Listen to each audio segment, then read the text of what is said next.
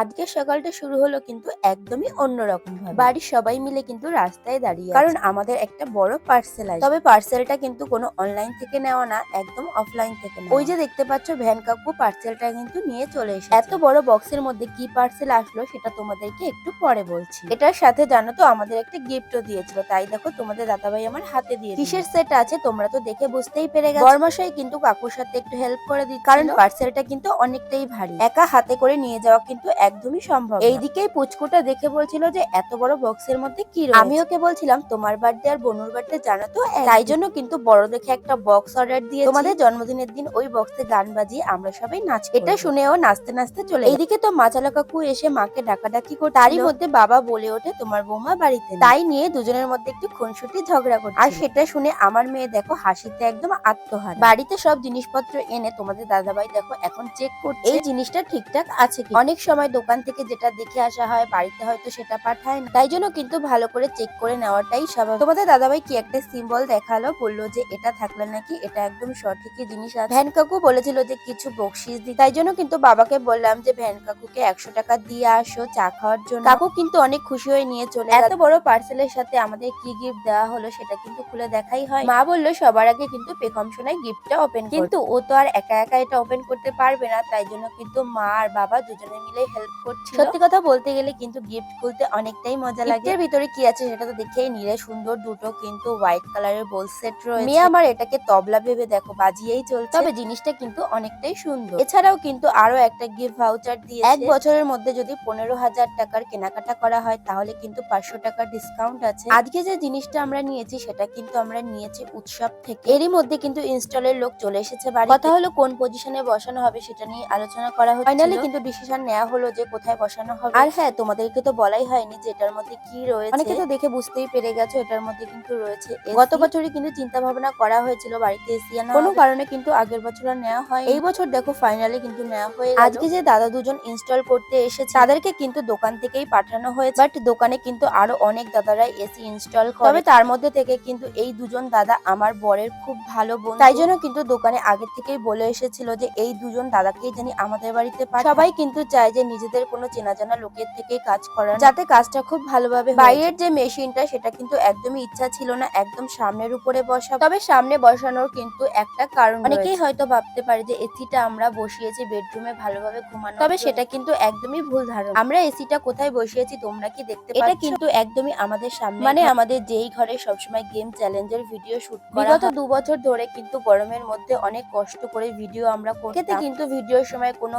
Fan পাখা কিছুই চালানো যেত, তার মধ্যে কিন্তু দরজা জানলা সবকিছু আটকেই করতে হতো। তাহলে তো বুঝতেই পারছো অত গরমের মধ্যে 4টে মানুষ পুরো ঘেমে কিন্তু সেদ্ধ হয়ে, তার কারণেই কিন্তু এসিটা নেওয়া, যাতে এই গরমে আমরা ভালোভাবে কাজ করতে পারি। আমাদের এসিটা কিন্তু 5 স্টার নেওয়া হয়েছে, আর এটা কিন্তু 1.5 টন না 1.6 টন। আর এটার মধ্যে কিন্তু অনেক নতুন নতুন ফিচার্স রয়েছে। অনেকেই কিন্তু বাড়িতে এসি বসানোর সময় স্টেবিলাইজার লাগায়, তবে এটা কিন্তু একদমই করা উচিত। তো টাকা দিয়ে এসি কেনার পর আর কিছু টাকার জন্য স্টেবিলাইজারটা কেনে না, কিন্তু অনেক সমস্যার মুখে পড়তে। কখনো যদি লাইনে খুব বেশি প্রেসার, স্টেবিলাইজার না থাকলে কিন্তু এসিটা পুড়ে যাওয়া এবং খারাপ হয়ে যাওয়ার সম্ভাবনা। তাই জন্য কিন্তু আমরাও বসিয়ে নিলাম যাতে এই সমস্যার মধ্যে আমাদের না পড়তে হয়।